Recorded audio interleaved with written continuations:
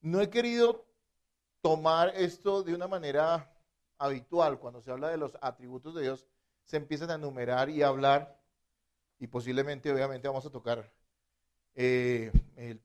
varios atributos de esa manera, simplemente explicándolos. Pero lo que he querido es como darle una visión práctica al asunto de entender y de comprender quién es Dios. Por eso, antes de la enseñanza pasada, del aniversario que fue acerca de la Santa Cena, y fue un paréntesis en esta serie, antes de eso hablé acerca de Romanos capítulo 1 y lo expusimos desde el versículo 16 y hablamos cómo la ira de Dios nos demuestra la grandeza de Dios y la necesidad que nosotros tenemos de qué, de la salvación que solo Él nos ofrece, ¿sí? Y nos muestra la condición de los seres humanos frente a Dios. Porque una cosa bien interesante es que el estudio de Dios tiene que ir también de cierta forma paralelo al estudio acerca de quién es el hombre. Hoy en día hay un concepto muy elevado del hombre y un concepto muy pobre de Dios en la cabeza de las personas. Eso es lo que nuestra cultura ha enseñado, pero es completamente diferente a lo que la Biblia enseña. El hombre no es nada sin Dios. Y el hombre no es nada en su estado natural, simplemente es un pecador condenado desde de antemano a la pena de perdición eterna, a menos que Dios ¿qué? Lo salve en Jesucristo. Y cuando tú ves la pequeñez humana y contrastas eso con la grandeza de Dios, entonces tú puedes empezarte a asombrar del Dios verdadero. Puedes empezar realmente a adorarlo y alabarlo por quién es Él, ¿sí? Yo quiero hablar de eso, yo quiero hablar de Dios, de cómo Dios es digno de ser glorificado. Y ese es el título de la enseñanza para los que anotan. Dios es digno de ser glorificado. Va a estar atento usted, va a tener los niños quieticos, hermano, muy despierto. Hay hermanos que a veces empiezan a llamarlo a uno. Si usted tiene al lado, pégale un codazo y que se enoje conmigo, ¿listo? Pero aquí usted vino a la iglesia, fue a aprender, no vino a dormir, ¿listo? Romanos 11:36. ¿Lo tienen, hermanos? Ese es el versículo lema de esta iglesia, ¿no? Lo tenemos desde el comienzo. Ya no lo deberíamos saber de memoria, ¿no? A ver, díganlo ustedes.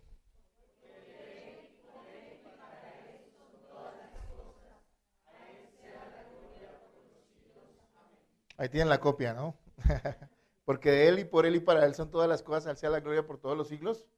Amén. Amén. Ese es nuestro texto de hoy, del cual surgirá nuestra enseñanza en esta mañana. Pidámosle a Dios que nos dé gracia para comprenderlo.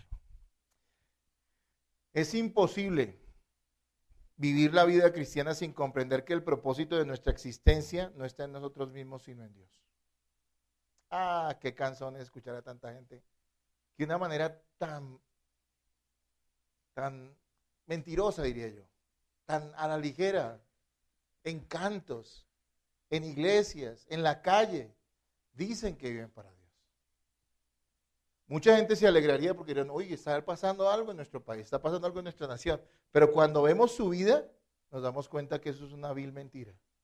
Y que esa expresión de que yo vivo para Dios no termina siendo alabanza, sino más bien una maldición hacia el Dios que ellos dicen glorificar o dicen seguir a través de su vida.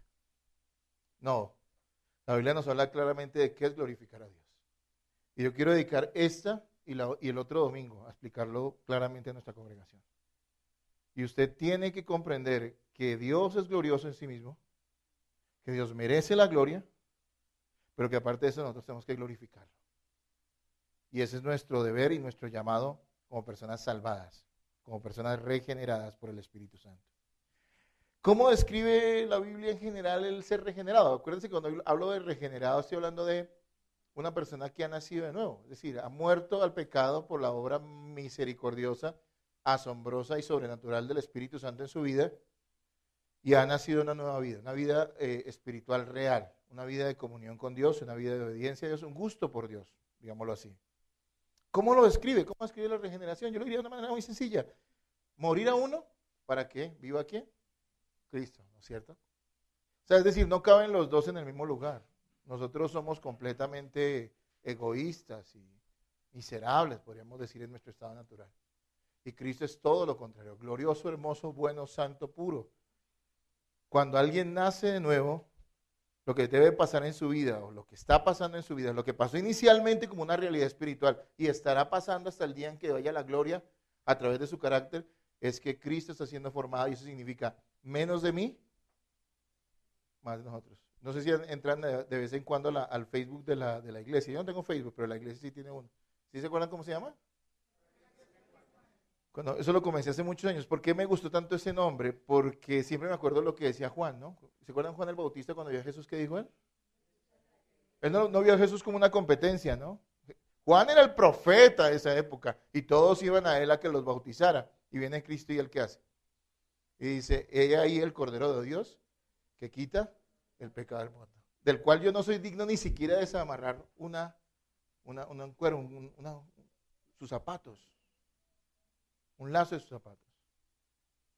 Es necesario que yo mengüe para que él crezca. Y me parece que es una afirmación real en la vida de todo creyente. Me duele mucho que al pasar los años con algunas personas que se dicen ser cristianas, no vemos eso, vemos a veces lo contrario. Hay más de ellos y menos de Cristo. Si es que alguna vez hubo algo de Cristo. En esta iglesia somos muy directos, hermanos. ¿Sabe por qué? Porque le amamos. Porque si usted es en una condición de pecado, queremos que se arrepienta. No que usted siga consintiendo esa doble idea de que usted es un medio cristiano, como que medio Cristo y medio usted. No, usted necesita entender, y lo vamos a ver hoy, que Cristo debe ser glorificado en su vida y que es un llamado para todos nosotros necesario si verdaderamente usted es un creyente. Hay que morir para que Cristo viva en nosotros. Y si no comprendemos eso, entonces pasajes como Mateo 16, 24, no sé cómo lo podemos reconciliar en nuestra cabeza y en nuestro corazón. Jesús dijo lo siguiente, entonces Jesús dijo a sus discípulos, si alguno quiere venir en pos de mí, niéguese a sí mismo y tome su cruz y sígame, porque todo el que quiere salvar su vida la perderá y todo el que pierda su vida por causa de mí la hallará. ¿Tiene eso algún tipo de diplomacia? ¿Eso ahí cabe algo de nosotros? Él está diciendo, mueran. Quieren conservar su vida, consérvela, pero yo no tengo parte con ustedes. Y cuando está hablando de su vida, no está hablando de la vida física, del respirar y del palpitar del corazón. Está hablando de nuestros propios intereses, egos, deseos, ambiciones, nuestra propia agenda, nuestros sueños, para simplemente empezar a vivir lo que Él demanda de nosotros. Porque Él es nuestro Salvador. Eso se lo está exigiendo a aquellos a quienes les ha salvado. Porque también se lo exige el resto de la humanidad, pero para el resto de la humanidad es un imposible. Hermanos, Dios para los incrédulos y los religiosos es un buen accesorio, pero jamás la razón de su existencia.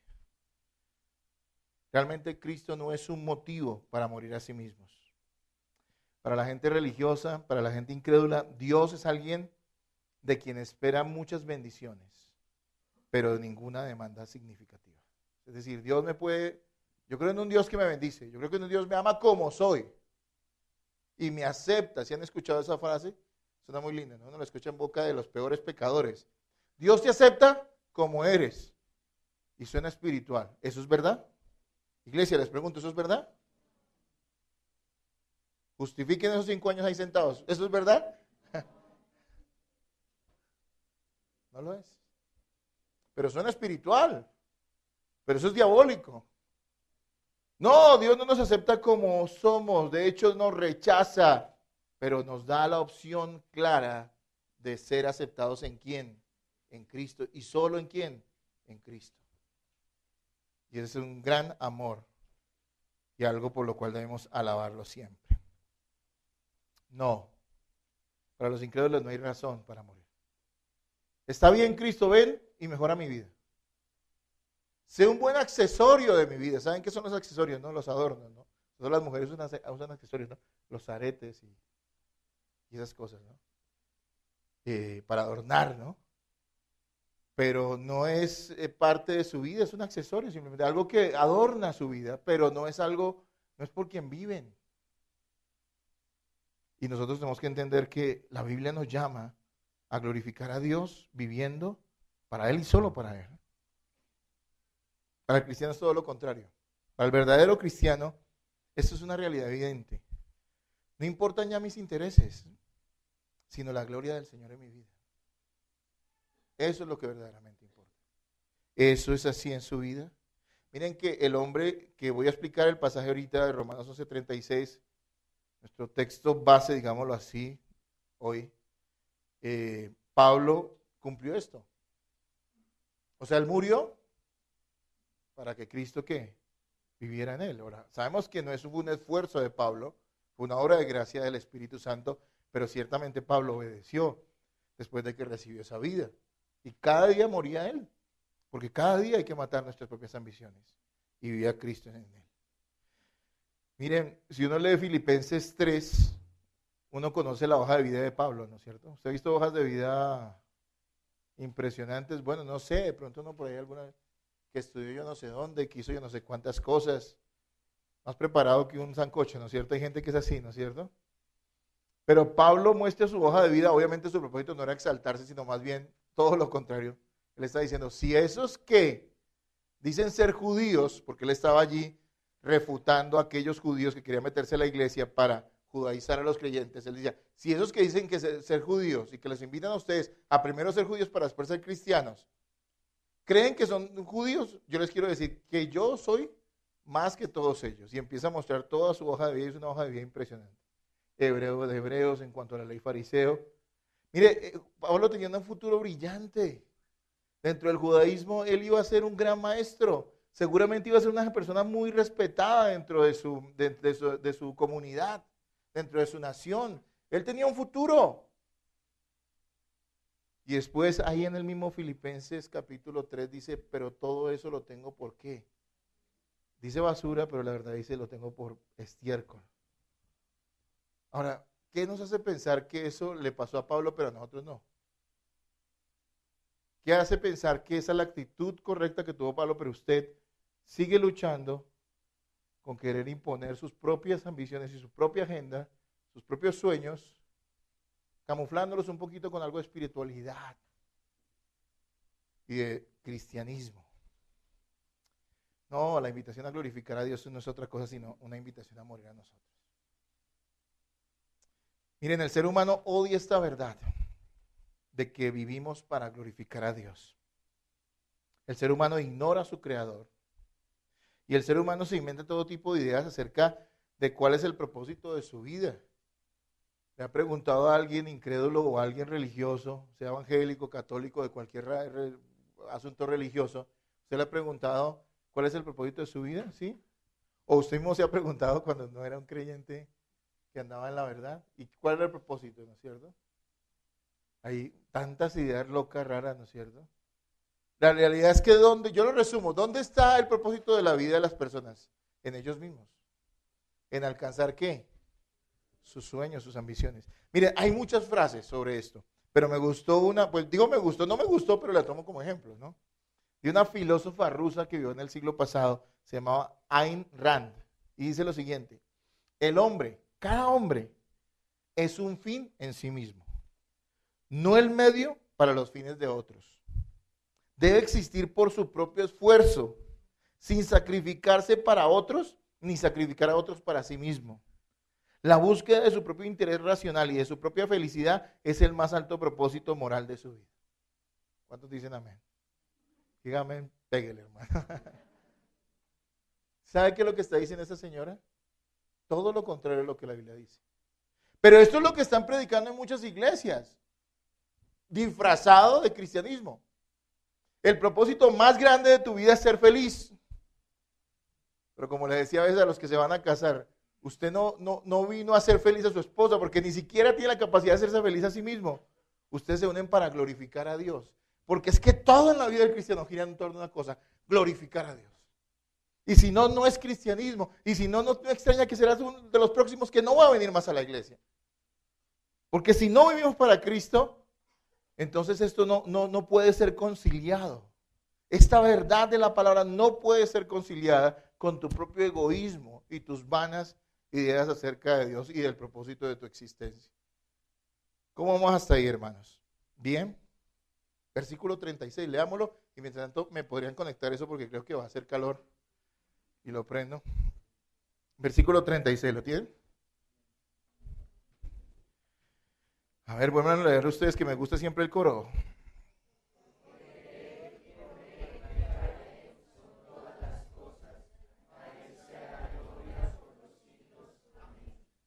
Permítame, hago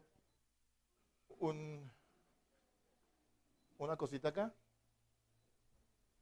Gracias. Bien, hermanos, entonces Pablo finaliza el capítulo 11, porque está en el capítulo 11 de Romanos. Y el tema del capítulo 11 de Romanos está hablando acerca del propósito que Dios tiene con aquellos judíos que se arrepientan y crean en Jesucristo. ¿Sí? Pablo pregunta, ¿ha desechado Dios a Israel? Porque se vio que Israel rechazó a Cristo y rechazó a Dios, digámoslo de cierta manera, a lo largo de su historia. Y entonces Pablo allí, dentro de toda la argumentación rica y fabulosa de Romanos, algún día tenemos que enseñar Romanos, pero vamos a dedicar por ahí 2 años a eso. Él llega al capítulo 11 y dice, bueno, pero ¿Dios no va a salvar judíos? Y se lo resume de una manera muy sencilla. Él está diciendo, sí, claro, miren, yo soy judío y Dios me salvó. Así que sí hay un propósito de Dios para aquellos judíos que se conviertan al Señor. Y él hace llega allí a ese punto donde dice, y alaba al final a Dios. Al final del capítulo 11 dice, yo me asombro de la sabiduría de Dios, porque es maravilloso lo que Dios ha hecho para salvar tanto a judíos como a gentiles. Recuerde que un gentil es una persona que no es de la raza judía o de la religión judía. Es maravilloso lo que Dios ha hecho. Y él irrumpe en alabanza, Pablo. Sale del corazón de él y finaliza con esta gran expresión que tiene un contenido teológico grande. Romanos 11:36 está diciendo que todo se trata de Dios y que nada se trata de nosotros mismos. Todo se trata de ¿quién? De Dios. Todo se trata de Dios. Pablo decía, para mí el vivir es ¿quién? ¿Y el morir qué es? Siempre pensamos en el morir, ¿verdad? Cuando alguien se va a morir, el morir es ganancia, pero él está diciendo el vivir es ¿quién? No son frases de cajón. Es una realidad, y es una realidad no solo para él, es una realidad para nosotros. El vivir es Cristo, todo se trata de Cristo. Y miren 3 cosas allí que nos está afirmando. Primero que todo, que todas las cosas son ¿de quién? ¿De quién? De Él. Eso quiere decir que todas las cosas le pertenecen ¿a quién? A Dios, ¿sí? Porque, ¿por qué le pertenecen a Dios todas las cosas? Porque Él proviene de todo. Él es la fuente de todas las cosas. Él es su creador y tiene derecho absoluto sobre todas las cosas. ¿Usted cree eso? Dios tiene derecho sobre todas las cosas. ¿Dios tiene derecho sobre sus hijos? Mire, discúlpeme que me ponga tan trágico, pero es que estamos siempre preparándonos, ¿no? Si Dios tomara la vida de uno de nuestros hijos, ¿tendríamos derecho a reclamarle a Dios? ¿Por qué lo dudan, hermano? ¿Sus hijos son suyos o son de Dios? Bueno, eso es lo que está diciendo acá. Su vida, hay gente que se deprime, mejor dicho, ¿por qué no me va bien? ¿Por qué no logro esto? Yo no me merezco estas cosas. Yo le tengo miedo, esa frase salió de mi lenguaje, no está en mi diccionario. Eso de que yo no me merezco, no, yo me merezco todo lo que pueda venir. Y Dios en su gracia no ha permitido que las cosas me sucedan, que es diferente. Por eso todos los días tengo que alabarlo y decir, Señor, gracias, amanecí. Gloria a ti, Señor. Abrir los ojos. Todo es de Él. Si usted piensa eso, si solo supiera eso usted, ya usted viviría tranquilo. Si tengo un peso, es para la gloria de Dios. Si no lo tengo, pues también. Si he logrado esto, es para la gloria de Dios. Y si no, también.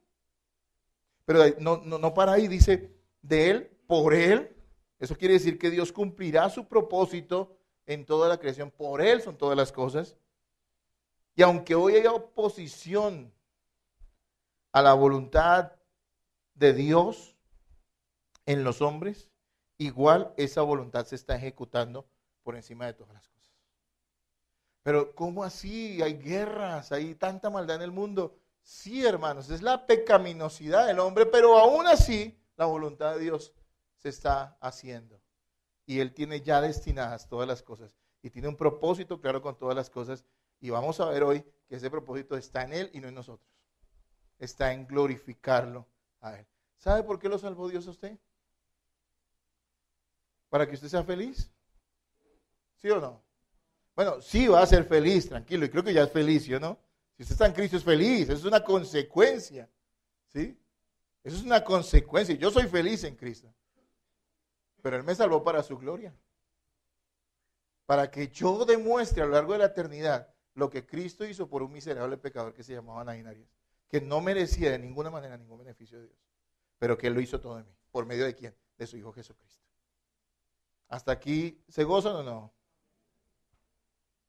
Hermanos, es así. Así que, número uno, todas las cosas son de Él. Número dos, todas las cosas están cumpliendo su propósito. Uy, pero la cosa está mala. Igual, Él está cumpliendo su propósito. ¿No le trae eso paz a usted? ¿No le trae descanso? No tenemos que ponernos a reprender hasta las amibas ni nada de esas cosas para pensar que de alguna manera tenemos que cambiar las circunstancias. Y claro, obviamente yo tengo que equilibrar esto. El hecho de que todas las cosas sean hechas de acuerdo a la voluntad de Dios, de ninguna manera lo exime a usted de su responsabilidad de hacer lo que le corresponde. Y alguien dice, hermano, quiero poner un negocio para prosperar. Hágalo, hermano, siempre y cuando sea honesto, ¿no? Hágalo. Y si Dios se lo permite, pues saldrá adelante. Y si no, pues gloria a Dios, otra cosa hará. Eso no significa que nos quedemos inertes, ¿sí me entienden? Hay que hacer las cosas. Pero sabemos que todo está en las manos de ¿quién? De Dios. Y miren lo que dice al final, que es la más significativa. Bueno, todo es significativo, pero miren lo que dice, cómo cierra. De Él, por Él y para Él. ¿Para quién? Para Dios, para Cristo. Dios recibirá la gloria sobre todas las cosas. Él hizo todas las cosas, Él está haciendo todas las cosas y el propósito de todas las cosas es que Él reciba ¿qué? Gloria. Hermano, ¿no es bueno eso? Eso que estaba un poco enfermo, pero esto me levantó el ánimo. Recordar que hasta las enfermedades son para la gloria de Dios. Y uno dice, uy, pero ¿cómo puede ser esto posible? De alguna manera, Dios está formando algo en nuestra vida a través de cualquier dolencia. No es que queramos estar enfermos, no es que queramos estar en problemas. No, nadie quiere eso, ni lo busque. Cuídese. Pero si las cosas pasan, hay que glorificar a Dios. Amén, hermanos. Aún en medio de la maldad de este mundo, Dios se glorificará salvando a rebeldes como nosotros y condenando con justicia a pecadores endurecidos que no quisieran aceptar la salvación que les ofrece en Cristo. Hermanos, debemos gozarnos como Pablo, porque Pablo aquí alaba a Dios y dice, qué bueno, maravilloso, de Él, por Él y para Él son todas las cosas y para Él es la gloria. Aún en medio de todo, debemos gozarnos en esta verdad. Como Pablo lo hacía acá, debemos gozarnos en la verdad de que vivir para la gloria de Dios es una realidad inevitable para todos los hombres. Porque lo que también vamos a entender es que la realidad es que todos van a glorificar al Señor. Lo que pasa es que lo glorificarán desde posiciones diferentes. Unos van a glorificar a Dios exaltando su gracia en Cristo, los que hemos sido salvados, y otros exaltarán, glorificarán a Cristo, a Dios a través de la condenación que reciban, porque va a ser una muestra de la justicia y de la ira santa de Dios. Todo exalta, todo glorifica a Cristo, todo glorifica a Dios, pero el asunto es desde dónde lo vas a glorificar, desde la redención que Él te ha ofrecido o desde la condenación eterna. Así que gocémonos en eso, hermano, en que el Señor está con nosotros. Vamos a entender hoy, habiendo explicado brevemente este pasaje, dentro de lo que estamos viendo en el pasaje, vamos a ver qué es la gloria de Dios y qué es glorificar a Dios. Y yo quiero dejar para la próxima semana otras dos preguntas. ¿Por qué debemos glorificar a Dios? ¿Y cómo podemos glorificar a Dios? Esa la vamos a ver la próxima semana, pero hoy quiero que veamos qué es la gloria de Dios y qué es glorificar a Dios. ¿No han visto ese tipo de palabras que siempre están en la boca de los cristianos o de los evangélicos, pero a veces la gente no tiene ni idea de lo que es? ¿Cuántas veces me ha pasado que le digo a las personas qué significa glorificar a Dios? Y dicen, pues es como glorificar, ¿sí? Ese tipo de respuestas. Si uno entiende lo que hace, entonces ¿por qué lo hace? Simplemente es una cuestión, ya no es cristianismo, es una cultura evangélica que nos enseña a repetir frases y hablar cosas que ni siquiera comprendemos. Pero no, la palabra nos trae luz y debemos comprender qué es glorificar a Dios. Y para entender qué es glorificar a Dios, primero hay que entender qué es la gloria de Dios. ¿Qué es la gloria de Dios? Bueno, número uno, ¿qué es la gloria de Dios? Es el resplandor, la belleza de su perfección y atributos. El resplandor, la belleza de su perfección y atributos. ¿Se ha conmovido usted ante una obra de arte magnífica, un paisaje hermoso, una flor detallada o incluso la belleza de alguna mujer, en el caso de los hombres, obviamente dentro de todo el respeto que debe haber. ¿Se ha maravillado usted? Eso es una pálida muestra de lo que significa la gloria de Dios. La gloria de Dios brilla. La gloria de Dios muestra quién es Él. Es el resplandor, como lo acabo de decir, y la belleza de su perfección y de sus atributos. Hay que entender que esta no es una belleza física, estética. Dios no tiene cuerpo, porque Dios es espíritu, sino que es una belleza que procede de su carácter. Cuando una persona no comprende, ni entiende, ni sabe de los atributos de Dios, por poner un ejemplo, ni comprende el plan de Dios, ni las promesas de Dios, ni quién es Dios, esa persona no entiende qué es la gloria de Dios. La idea hoy común dentro del círculo evangélico es que la gloria de Dios es como una sustancia, como un ambiente, como una cosa emocional, como un ambiente cargado de una energía. Creo que es como la manera en que la gente lo percibe, pero no es la definición bíblica. No es lo que nos muestra la Escritura. La gloria de Dios es el resplandor de su belleza, la perfección de sus atributos, que realmente nos maravillan. Quien no conoce los atributos de Dios no puede tener claridad respecto a lo que es su gloria. Digamos una cosa muy importante. A veces alabamos ciertos atributos de Dios, pero no alabamos otros atributos de Dios. Y bueno, con esto quiero ser cuidadosos, porque a veces pensamos que es que Dios está diseccionado, es decir, como que hay un Dios de ira, una sección de ira de Dios, un departamento de la ira de Dios, otro departamento del amor de Dios. No, Dios es una unidad y todos sus atributos son perfectos y están en completa ¿qué? Armonía. ¿Sí? No es como cuando usted dice, uy, mi mamá está brava, yo mejor por allá no me acerco, porque está la señora brava ahorita. Pero dice, uy, está cariñosa, entonces me acerco. Eso somos nosotros, los hombres, los seres humanos. No, Dios es perfecto amor y perfecta ira y perfecta santidad. Y todo está en Él. Ahora bien, la gente exalta el amor de Dios, pero ¿hay algún canto? Bueno, sí hay unos himnos, porque sí los hay. Pero ¿habrá un canto que exalte la ira de Dios sobre los hombres? Ahora, ¿la ira de Dios merece ser alabada? ¿Sí o no? Debe ser temida, pero debe ser ¿qué? Alabada. ¿Usted no vio nunca o no experimentó esa satisfacción que hay o que existe cuando una persona malvada recibe su merecido? ¿Sí? Las señoras que ven novelas, que no deberían verlas, no pierdan su tiempo en eso, por favor, pero digamos que las vieron en el pasado. ¿Por qué ven novelas? Siempre está la buena y la mala, ¿sí o no? Y hay una trama que lo tiene a usted durante 500 capítulos ahí dándole vueltas y al final, ¿qué pasa siempre? Y usted queda tranquilo, ¿no es cierto? Miren, aún una cosa tan trivial, demuestra la naturaleza que Dios puso en nosotros de querer siempre de que haya justicia.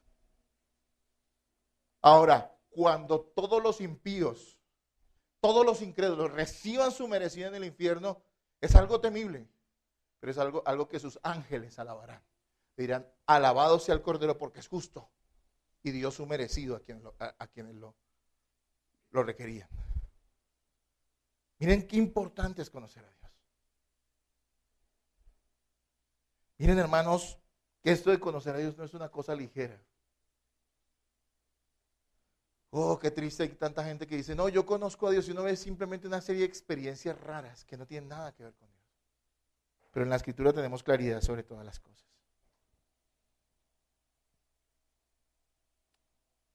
La gloria de Dios es como el atractivo que percibimos acerca de Él, o es el atractivo que percibimos acerca de Él al encontrar y al entender y al comprender su belleza, su perfección, su carácter. Una manera muy vana de ilustrarlo, pero creo que puede servir, es que a veces sentimos atracción hacia personas que físicamente tal vez no nos atraigan. Tal vez hay una persona que no sea muy agraciada físicamente, pero es una buena persona, es una persona que tal vez tiene atributos, digamos, tiene talentos, tiene una forma de ser atrayente y esa persona realmente nos cautiva. No por lo que vemos, sino por lo que podemos percibir y recibir de esa persona. Lo mismo, pero obviamente este es un ejemplo muy pálido hablando acerca de la grandeza de Dios. Nosotros no vemos a Dios porque Dios es espíritu, pero entendemos la grandeza y nos maravillamos de lo hermoso que es Dios y entendemos su gloria cuando percibimos a través de las Escrituras o entendemos a través de las Escrituras todas las cosas que Él es y todas las cosas que Él ha hecho. Muy importante esto. Así que quiero hablarles de dos perspectivas rápidamente dentro de este primer punto de la gloria que Dios posee. Digo dos perspectivas porque hay una sola gloria de Dios. Dios es glorioso en sí mismo. Pero hay dos perspectivas que deberíamos tener presentes. La primera es que hay una gloria de Dios, o la gloria de Dios es inherente a Él, o sea, la posee en sí mismo. Y hay otro aspecto de la gloria de Dios que es la gloria que sus criaturas atribuyen a Dios. ¿Sí me entienden? ¿Está bien decir que demos gloria a Dios? ¿Sí o no?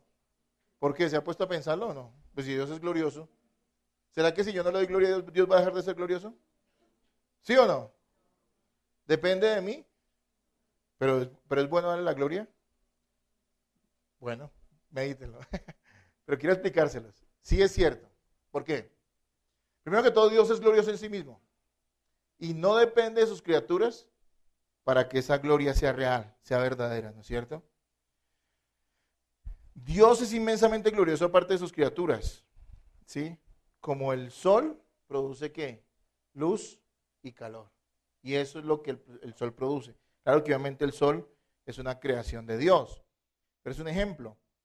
Dios es inmensamente glorioso en sí mismo. Y note algo, la gloria de los hombres es pasajera. Hay mujeres que el mundo las glorifica, entre comillas glorifica, estoy hablando, las alaba por su belleza. Pero ¿qué pasa con esa belleza? Se marchita y prontico, ¿no es cierto? Y la que hoy era bella, en 2 años otra, ya la reemplazó otra. ¿Sí o no?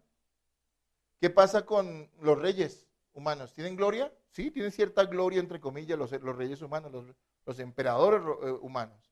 Pero esa gloria depende de una corona y depende de un poder que se lo dan. ¿Quién? Sus súbditos. Dios no depende de su creación para ser glorioso en sí mismo. ¿Sí me estoy haciendo entender, hermanos? O sea, es decir, que porque alguien se ponga bravo con Dios, Dios deja de ser glorioso. Alguien dice, no, Dios, tú no me quieres y no eres justo. ¿Será que si alguien dice que Dios no es justo, Dios deja de ser justo? Más bien demuestra la injusticia del que afirma que Dios no es justo. Porque quien dice que alguien no es justo, siendo justo, es porque es un injusto. ¿Sí me hago entender? No, porque usted diga que Dios es injusto, eso no le quita, no le resta a Él. Tampoco crean esa imagen que a veces algunos han tratado de presentar de un Dios sentimentaloide, ¿no? Sí, Dios tiene emociones, por supuesto, pero Dios no está regido, Dios no depende de sus emociones.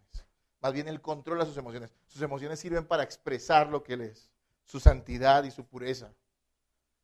Así que alguien diga, no, nos vamos a poner bravo con Dios. No voy a la iglesia más. He visto este tipo de personas. A ver si, no lo dicen de esa manera, pero en su corazón está esa intención. A ver si le hago falta a Dios. ¿Usted le hará falta a Dios? No, Él está haciendo a usted una gran bendición. Y es concederle la gracia de comprender su evangelio si es que es así en su vida. Bueno, creo que realmente alguien que haya nacido de nuevo no tiene esa actitud.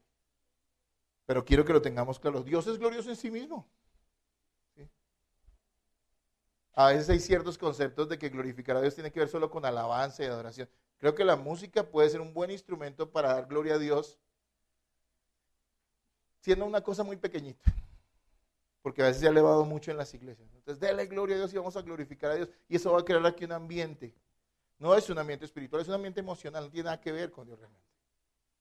Entonces, hermanos, es algo que tenemos que tener claro. Apocalipsis 21:23 dice, la ciudad no tiene necesidad de sol ni de luna que brillen en ella, porque la gloria de Dios la ilumina y el Cordero es su nombre. Hablando del final, en Apocalipsis.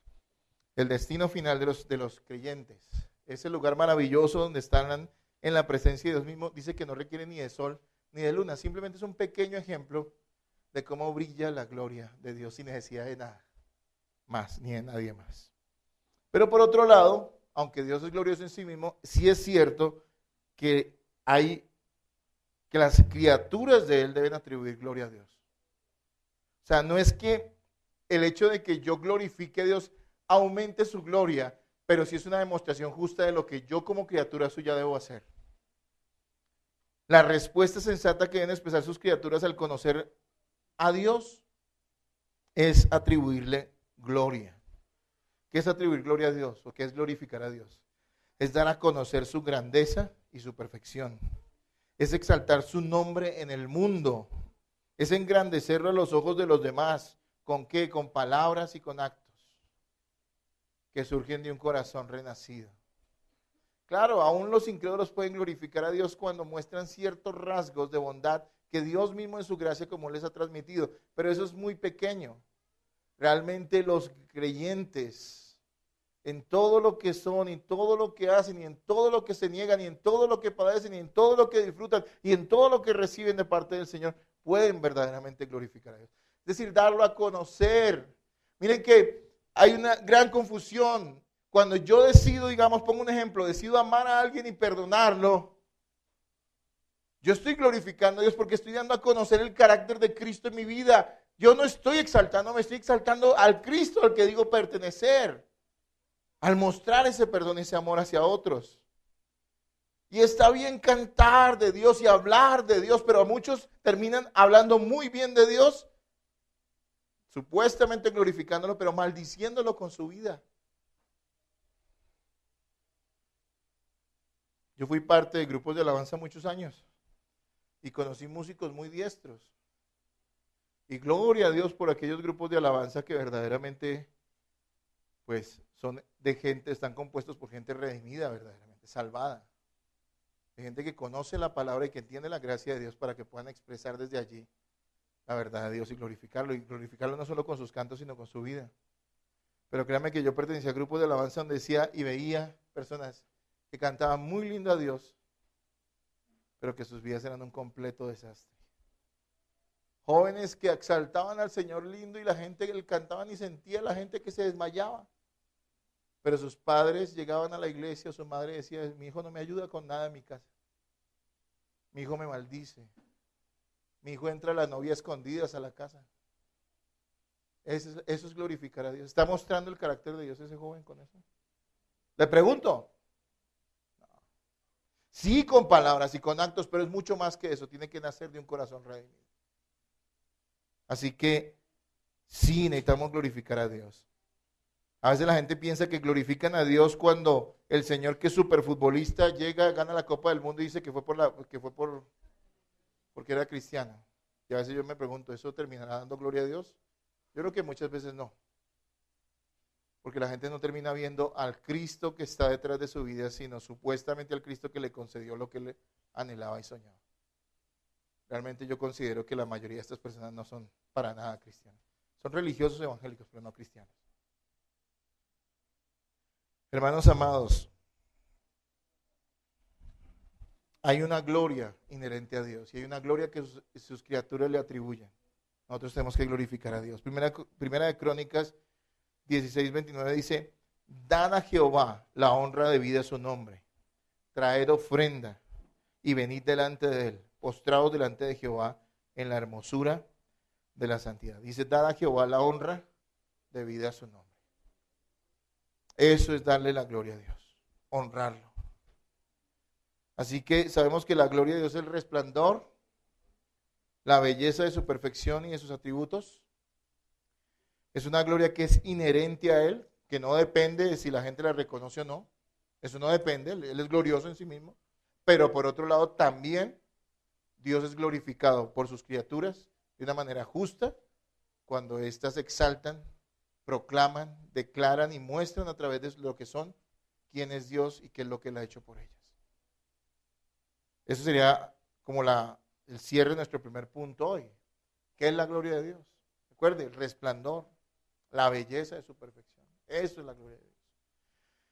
Ahora, ¿qué es glorificar a Dios? ¿Qué es glorificar a Dios?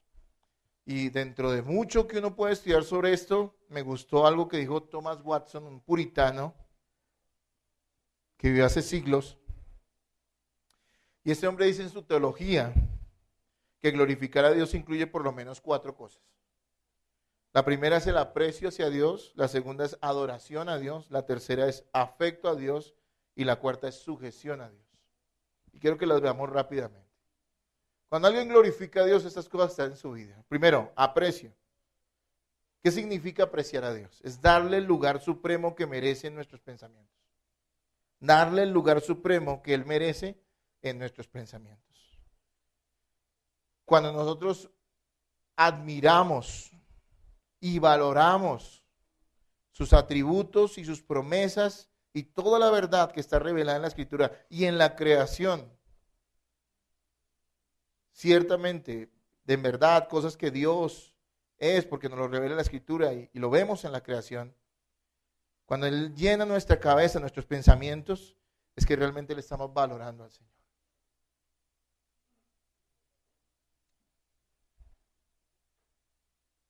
Cuando usted antepone cualquier cosa, cualquier afecto o gusto por encima de la honra que le debe a Dios, eso es pecado y es una deshonra para el Señor. ¿Cuántas personas a veces han dicho de la siguiente manera, y tal vez usted mismo lo ha hecho, y debería arrepentirse tremenda y profundamente? Yo sé que esto está bien, pero sin embargo no quiero hacerlo. O al revés me ha pasado con muchos. Yo sé que eso está mal, pero yo todavía quiero hacerlo. A veces no lo dicen, pero lo hacen. Sí, pero... Y hay gente que quiere reconciliar. A veces la gente choca mucho en una iglesia bíblica porque la gente se le expone las cosas como son y fuera de eso se le exige que viva lo que se le enseña. Y entonces muchas personas se molestan. Y dicen, yo quiero vivir en mi pecado, no quiero soltar mi pecado, pero todavía quiero ser parte de una iglesia bíblica porque siento que soy bueno. Eso es lo que piensan. Se calma la conciencia. Me gusta el conocimiento que tienen, pero yo quiero seguir viviendo mi pecado. ¿Y cuántas veces a mí como pastor o a otros hermanos le ha correspondido ir y decir las cosas y la gente que pasa se molesta? Y entonces ¿a qué aducen? A cosas como supuestamente la falta de amor. Y eso demuestra que ellos desconocen a Dios y no lo honran, porque no entienden qué es el amor de Dios. Atribuirle al amor de Dios la alcahuetería de un pecado es menospreciar a Dios. ¿O a usted le gustaría que le dijeran que es una mamá alcahueta? ¿Sí? ¿Alguna le gustaría, hermana, no? ¿O papá? Usted le dice, no, pues es que su hijo anda perdido, pero usted igual no hace nada ni le importa. ¿Usted le gustaría eso? Creo que no le gustaría a un verdadero creyente. Entonces Dios no es así. Salmo 8:3 dice, cuando veo tus cielos, obra de tus dedos, la luna y las estrellas que tú formaste, digo, ¿qué es el hombre para que tengas de él memoria y el hijo del hombre para que lo visites? Me gusta esta expresión por una cosa. Él ve la grandeza de Dios y también ve la pequeñez del mismo. Él dice, veo todo lo que creaste y me asombro, pero por otro lado me veo a mí mismo y digo, ¿quiénes somos nosotros para que tú tengas memoria de nosotros? Creo que eso es una muestra de aprecio hacia Dios. Es que aprecio es valorar, darle el valor, el lugar que Dios merece en nuestras vidas y en todo lugar. ¿Ese aprecio está en su vida? Bueno, si está, usted está glorificando a Dios y si no, no lo está haciendo. Ahora, la segunda cosa, la adoración. Y dentro de esta adoración, los puritanos y los creyentes a lo largo de la historia han incluido en el tema de la adoración el culto a Dios. No concibiría un creyente verdadero de unas épocas anteriores la idea que tienen muchos hoy en día de tener el culto a Dios o el día del Señor como una cosa de segundo plano. Si se puede, voy. Si no hay nada más que hacer, lo hago. Para alguien de una época pasada, y vuelvo a hablar también de los creyentes de hoy en día serios, pues eso no tiene ninguna justificación. Por eso hombres como Watson hablaban de la importancia de la adoración, pero también del culto a Dios como parte esencial de la adoración. Entonces, cuando alguien glorifica a Dios, adora. Oiga, y definir adoración es bien difícil, ¿saben? Uno busca y encuentra cosas que hablan acerca de la adoración, pero como que no hay una definición que a uno lo llegue a saciar, porque uno entiende o alcanza a comprender que la adoración es algo bien profundo. Miren, la palabra adoración o adorar, más bien, en hebreo es shah o sahá. Y en griego del Nuevo Testamento es proskineo, proskuneo. Y ambas se refieren a lo mismo. Inclinarse, postrarse, reverenciar. Yo creo que eso ya tiene que darnos una idea de lo que significa adorar. No está hablando de algo literal, ¿no? Como A veces se malinterpretan los lenguajes bíblicos originales para dar ideas a ciertas doctrinas extrañas, ¿no? Alguien dijo algún día, no, es que en cierta parte de la Biblia alabar a Dios es carar. Yo me acuerdo, hace muchos años. Y carar es dar vueltas fuertemente como un loco. Entonces vamos a remolinear, ¿sí me entiende? Es una mala aplicación de una enseñanza bíblica, ¿sí? No, eso simplemente había que mirar el contexto en que estaba y seguramente no era una ordenanza, simplemente era una manera de escribirlo, cierta forma que tenían los judíos para hacerlo, tal vez. Pero eso no es doctrina para nosotros. Ahora bien, esto sí es, porque es la palabra a la que se refiere, o la que nos muestra que es adorar, y está hablando de reverencia. No es que usted adore a Dios porque se incline necesariamente, o porque ponga su rostro en el piso. Si lo quiere hacer no está mal, pero no necesita hacerlo para adorar a Dios, porque lo que está hablando aquí es de una actitud de reverencia a lo largo de nuestra vida frente a ¿quién? A Dios. Usted tiene esa actitud de respeto. Leo varias cosas. La idea es postrarse ante Dios de corazón. Adorar es la reverencia con la cual vivimos ante Dios, la honra que ofrecemos a Dios por quien es Él, el reconocimiento y respeto que damos a Dios por lo que Él ha hecho por nosotros, la actitud del corazón que se humilla reconociendo la grandeza y la dignidad de Dios. Es una actitud humilde, sumisa, es una actitud de respeto, de honra, es una actitud de reverencia frente a la persona de Dios en todo momento. Ahora, claro, la adoración tiene expresión, sí, se puede expresar con cantos y con palabras y con acciones, pero la adoración es mucho más que eso, es una actitud. Realmente la adoración es el estilo de vida de aquellos que han nacido de nuevo. Y era lo que Jesús se refería en Juan capítulo 4. ¿Se acuerdan cuando habló con la samaritana? El Padre que busca, no adoración, sino que adoradores. Hoy la gente está dispuesta a brindar adoración. La gente, porque el ser humano es un adorador, le gusta adorar. Le gusta adorar cosas falsas, pero le gusta adorar. No está buscando adoración, está buscando adoradores. Y esos adoradores él mismo los haría, los formaría. Por eso dice, los verdaderos adoradores adorarán al Padre en espíritu. Si no tienes el Espíritu Santo, si no tienes un espíritu renovado, si no has nacido, no puedes adorar verdaderamente a Dios. ¿Y en verdad es de acuerdo a qué? A la Escritura. Si alguien dice, vamos a adorar al Dios Madre, como hoy últimamente está saliendo, ¿no? Que ya Dios no es hombre, sino que puede ser una palabra neutra según ellos, entonces también es mujer. No, la referencia a Dios es masculina y es clara en la Biblia, el lenguaje es claro. No, vamos a adorar al Dios Madre que nos brinda ese cariño maternal y todos están adorando a Dios. ¿En verdad? Están adorando una mentira, eso no es adoración a Dios. Eso es falso. Así que hay que glorificar a Dios como adorándolo.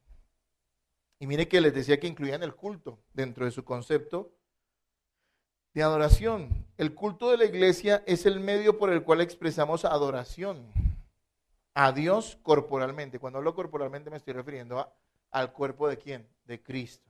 Hay una adoración permanente que nosotros tenemos a tener una vida reverente frente a Dios. Hay una adoración, una expresión de adoración particular que cada quien tiene con Dios en su gratitud, alabanza, en sus estudios bíblicos, en la obediencia que manifiesta la palabra de Dios. Pero también es un mandato de Dios la adoración corporativa, es decir, todo el cuerpo de creyentes adorando juntos a Dios. Y eso es lo que hacemos en el culto. Claro, estos hombres tienen un concepto muy claro acerca de la importancia de rendir culto a Dios como iglesia. Mire que en el culto nosotros cada cosa que hacemos es una expresión de adoración a Dios. A veces se cree que la adoración a Dios es solo los cantos, ¿no? Pero eso es falso.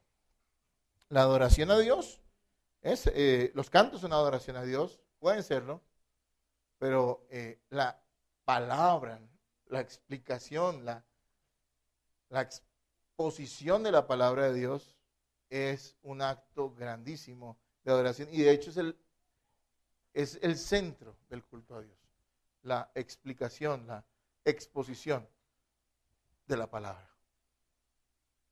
Por eso se le llama culto de adoración, no porque se cante mucho, sino porque se está exponiendo ¿qué? La Escritura. Una iglesia puede cantar 3 horas y cantar muy lindo y la gente llora, se desmaya, siente cosas ricas, siente calor, y después pasa un tipo que durante 20 minutos habla una cosa que no es la palabra de Dios, y eso es un culto de adoración. No, eso es un culto de antiadoración, completamente contrario. Entonces, hermanos, esta adoración es algo que solo pueden ofrecer personas con la actitud correcta, pero que han nacido de nuevo, o sea, gente que ha nacido de nuevo y que tiene la actitud correcta por la gracia de Dios. La adoración correcta no es algo que fluya del corazón de los incrédulos. Es algo que surge del corazón de aquellos que son salvados por Cristo.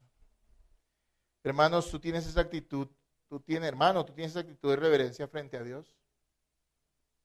¿Cuál es tu actitud también frente al culto de la iglesia?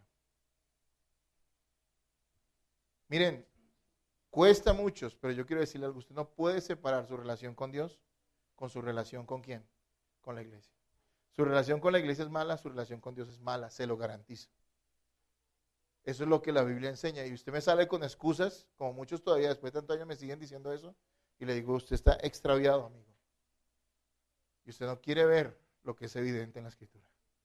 Nadie puede amar a Dios si no ama a su hermano. Y dice que si a Dios no lo vemos, y a nuestro hermano sí lo vemos, ¿cómo podemos decir amar al uno sin amar al otro? Debemos amar a Dios y debemos amar a la iglesia. Otra manera de glorificar a Dios, o otro componente de glorificar a Dios más bien, es el afecto. Hemos escuchado muchas veces esta afirmación de Cristo que es completamente cierta. Si me amáis, guardad mis mandamientos. Pero recordemos algo. El amor a Dios no solo es obediencia. Sí, incluye la obediencia, pero no es solo obediencia. Es un vínculo afectivo real dado por gracia a los hijos para que puedan amar al Padre. Si hay un vínculo afectivo hacia el Señor. O no lo hay. Tiene que haberlo, ¿sí o no?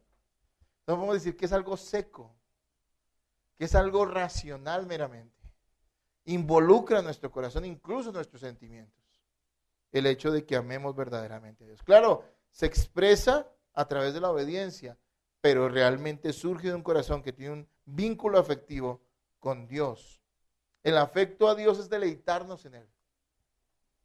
Dios no es glorificado si no hay satisfacción,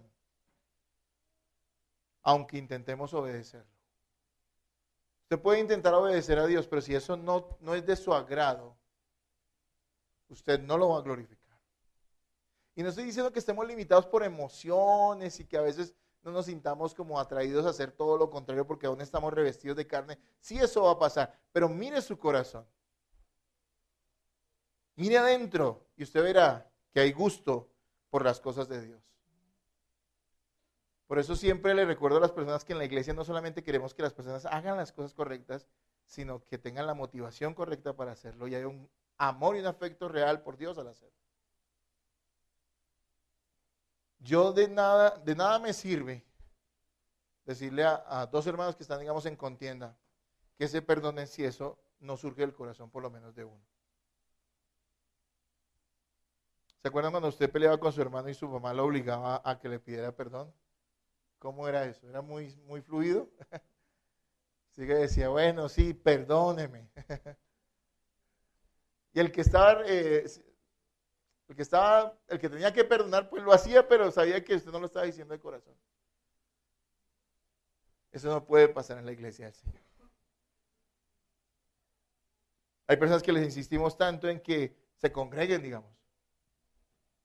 Pero a veces me pregunto, ¿por qué a veces a algunos les cuesta tanto? Es porque realmente no nace de su corazón seguramente. Y les cuesta. Cuando debe ser un deleite para el cristiano. Y con eso no estoy diciendo que usted esté limitado por el gusto, ¿no?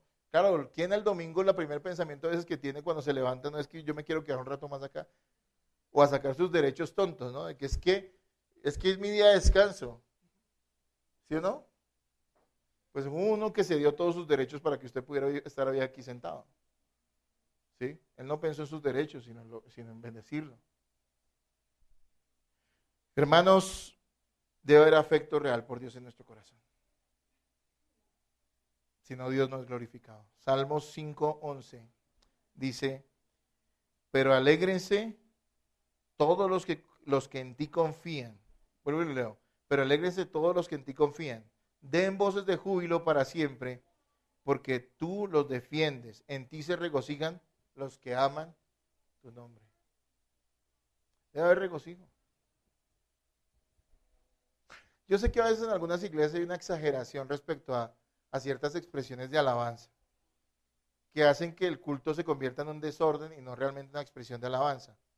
Pero también tengo que reconocer que desde el comienzo ha habido algo que choca en mi vida con algunas expresiones tradicionalistas de alabanza. Y es que a veces la gente canta, pero parece que como que no le pone el corazón, ¿sí me entienden?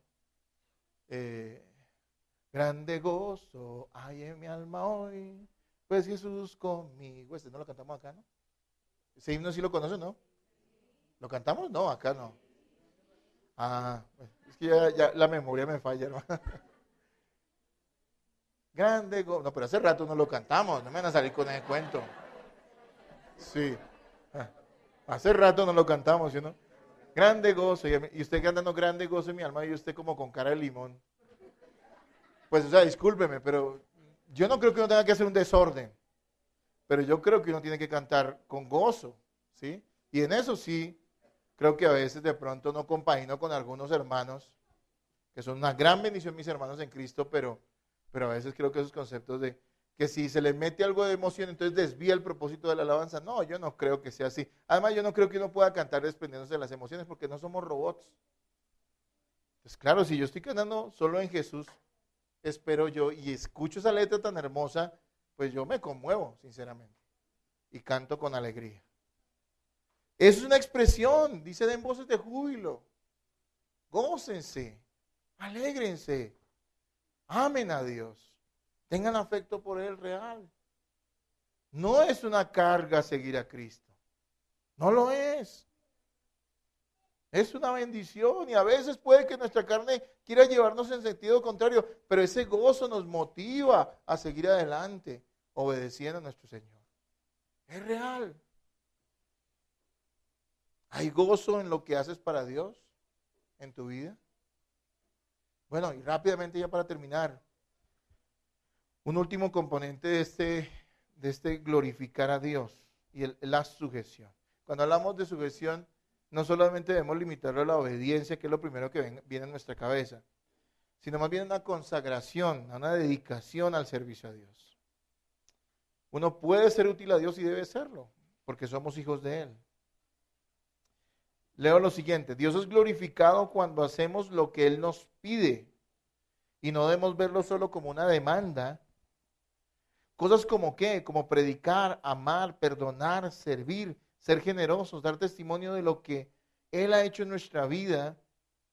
Debemos hacerlas porque son formas de reflejar algunos de sus atributos transmitidos a nosotros a través por medio de la gracia de Dios en Cristo. Hay mucho que hacer por Dios. Ser testigos de Él es lo más importante, es una de las más importantes. Desde ese punto de vista, ¿qué tanto usted le está sirviendo a Dios? Primera de Juan 5:3 dice, pues ese es el amor de Dios, que guardemos sus mandamientos, y sus mandamientos no son gravosos. O sea, no son una carga.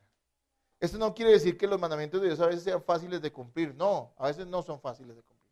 En muchas ocasiones no lo son. Pero entiéndame, hay cosas que no son fáciles de hacer, pero las hacemos con gusto, ¿no? ¿Cuántos hemos sido padres y tuvimos bebés, ¿no es cierto? Yo me acuerdo cuando mis hijos nacieron, pues uno está fascinado, ¿no? Al principio le parece que son como un juguete, ¿no? Uno dice, uy, esto es maravilloso, y bostezan, y a no le parece lindo. Después usted crece y bosteza y a nadie le parece lindo. y todo lo que hacen le parece un hermoso, ¿no es cierto? Pero resulta que tener un bebé es una gran responsabilidad y requiere negarse a muchas cosas. Siempre digo a las personas que cuando tienen hijos ya no viven tanto para Dios. Uno debe vivir para la gloria de Dios, pero me refiero en la práctica, ya uno no piensa tanto en uno, sino en quién. En los hijos, porque es su responsabilidad la que Dios nos dio. ¿Sí? Ahora, ¿es fácil ser mamá y papá? No, no es fácil. ¿Es duro y tal vez se podría usted evitar muchos dolores de cabeza si no lo hiciera? Sí, pero ¿sabe una cosa? No es algo que no nos guste. Es difícil, pero le hallamos gozo en hacerlo, ¿sí o no? Es bueno, lo mismo. Los mandamientos de Dios no son fáciles para nuestra carne, pero hay gozo en nosotros al hacerlos. Eso es lo que creo que Juan aquí se está refiriendo. Cristo es el gran modelo. Es el gran modelo nuestro. Él glorificó en su ministerio terrenal al Padre en todo. Cristo cumplió su propósito en la vida, amó al Padre y le obedeció en todo. Demostró el gran amor del Padre en la cruz. Si hay un ejemplo que tenemos que seguir es que el de ¿quién? El de Cristo. Él es nuestro ejemplo. Cristo fue a la cruz para glorificar al Padre. Nos salvó, pero Él glorificó al Padre ante todo. Él obedeció y amó al Padre. Vivimos nosotros para la gloria de Dios. Miren, nuestra manera de pensar tiene que cambiar, pero primero tiene que cambiar nuestro corazón, y eso solo lo hace el Señor. Si tú quieres glorificar a Cristo, tienes que ir a Cristo. No esforzarte por hacer cosas que supuestamente lo glorifican a Él. Primero tienes que entrar por la puerta, es Él. Él te va a dar un corazón nuevo. Si tú reconoces que eres un pecador vil y que solo Él te puede salvar y confías en Él solamente, en lo que Cristo hizo en la cruz, que fue tu sustituto. Él pagó en esa cruz lo que tú tenías que pagar eternamente delante de Dios. Si entras por la puerta y Cristo es tu Señor, entonces allí sí tenemos que cambiar nuestra manera de pensar. Porque todavía en nuestra carne queda ese rezago de egoísmo, de querer vivir para nosotros mismos no más y hacer lo que a nosotros nos agrada. No es ni siquiera que no busquemos la gloria de Dios, no, eso no lo buscamos naturalmente. Es que buscamos siempre complacernos a nosotros mismos y ni siquiera a la gente que decimos amar. Necesitamos realmente que Cristo sea nuestro Señor y despojarnos de esa mentalidad egoísta para darnos a los demás y de esa manera también glorificar a Cristo, para vivir para su gloria. Una cosa más, hermanos, revisemos constantemente, juzguemos nuestro corazón. La enseñanza de esos 8 días en Corintios 11 nos decía mucho eso. Tenemos que juzgarnos nosotros mismos. Tenemos que revisarnos si estamos en la fe. Tenemos que juzgar las intenciones de nuestro corazón, las motivaciones. ¿Por qué y para qué hacemos todas las cosas? Nuestras actitudes, pensamientos, acciones u omisiones glorifican a Dios. No solo se trata de hacer lo correcto, sino del por qué lo hacemos.